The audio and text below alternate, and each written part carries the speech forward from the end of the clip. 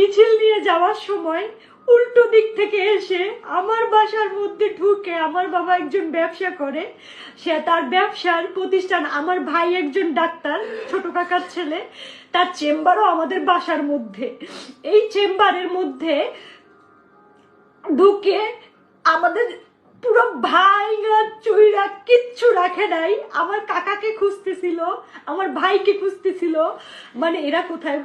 আমার মা বাইরে ছিল, আমার মা শুধু নিরুপায় হয়ে দাঁড়ায় দেখতেছে যে ঘরে ফ্যান বলেন, খাবার জলের জগ বলেন, একটা একটা গ্লাস বলেন, কিচ্ছু রাখে নাই, পিটাই ভাইয়া ফেলাইছে। বাবা যতটুকু পারছে ছবি তুলছে এবং বাবারে মারছে, বাবার গায়ে হাত দিছে।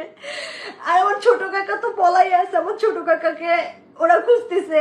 মানে আমরা কতটা নিরুপায় আজকের এই ছাত্রদের কারণে। আমরা এখন কি দেশ ছেড়ে, নিজের জায়গা জমি ছেড়ে কি আমরা ইন্ডিয়া পালাই যাবো, এটা মনে করতেছে সবাই। কেন ইন্ডিয়া যাব? আমরা স্বাধীন দেশে বাস করি না?